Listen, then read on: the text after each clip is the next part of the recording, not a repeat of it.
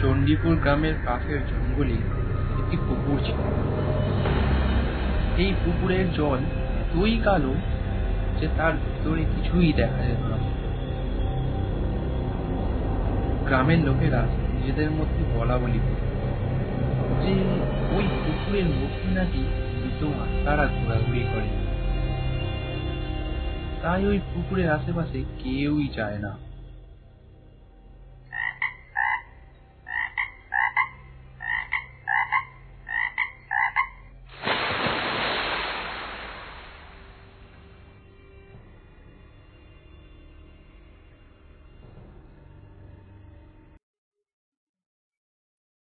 কিন্তু ওই গ্রামে একটি ছেলে ছিল, তার নাম রাজা।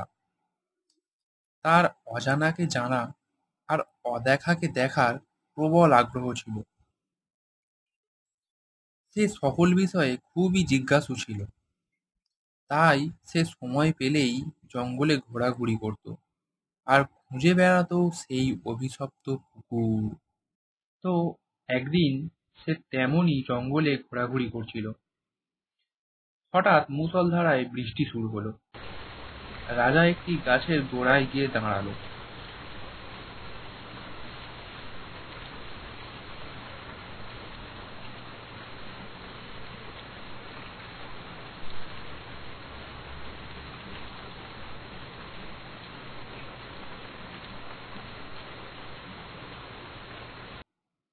বৃষ্টি যখন থামলো তখন বিকাল গড়িয়ে প্রায় অন্ধকার হব হব। চারিদিকে ঝিঁঝি আর ব্যাঙ ডাকতে শুরু করেছে।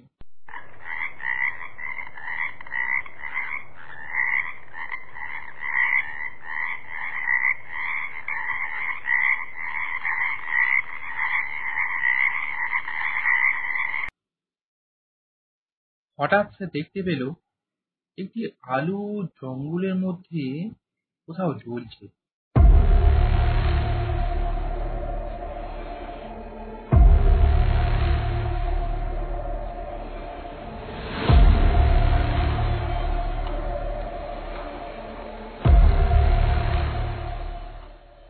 রাজা সেদিকে এগিয়ে চলল। সে দেখতে পেল একটা পুকুর। পুকুরের ওপাশে অন্ধকার জমাট বেঁধে আছে। পুকুরের জল এতই কালো যে তার ভেতরে কিছুই দেখা যায় না। তার ভেতর থেকে একটা আলো যেন ঠিকরে বার হচ্ছে।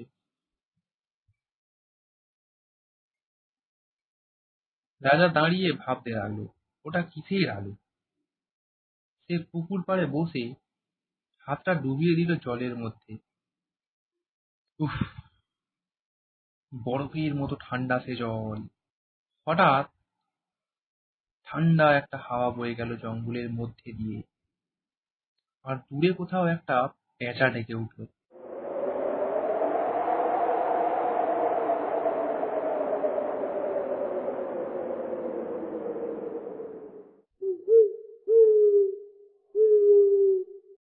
সে মুখ তুলে তাকালো উপরের দিকে, আশেপাশেও তাকালো, কিন্তু কিছুই দেখতে পেল না। তারপর পুকুরের দিকে তাকাতেই তার শরীরের রক্ত জল হয়ে গেল। তার সামনেই পুকুরের জলের মধ্যে দিয়ে ধীরে ধীরে মুখ তুলছে এক কঙ্কালসার নারী মূর্তি।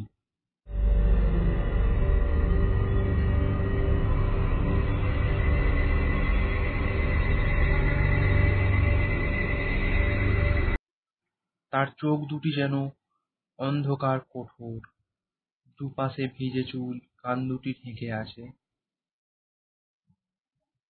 সে তাকিয়ে আছে রাজার দিকে, আর জলের মধ্যে হাত ডুবিয়ে বসে আছে রাজা, আর তারই দিকে তাকিয়ে আছে। সেই পিশাচের চোখ দুটির দিকে তাকিয়ে রাজা যেন জড় পদার্থে পরিণত হয়েছে। সে যে ওখান থেকে উঠে পালিয়ে যাবে সেটাই ভুলে গেছে সে। হঠাৎ রাজার হাত বেয়ে অনেকগুলো জলঝোঁক উঠতে শুরু করেছে। তারপর তারা রাজার হাত থেকে রক্ত চুষতে শুরু করলো। রাজার কোনো হুঁশই নেই। এদিকে সেই চোখগুলো রক্ত চুষে চুষে মোটা হয়ে গেছে। হঠাৎ আকাশে খুব জোরে বিদ্যুৎ চমকে উঠল। আর তাতেই তার হুঁশ ফিরে এলো।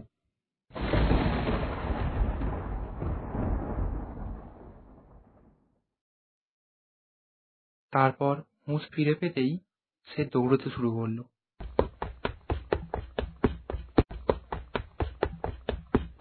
আর দৌড়তে দৌড়তে একটা গাছের শিকড়ে হোঁচট খেয়ে পড়ে গেল, আর পড়েই অজ্ঞান হয়ে গেল।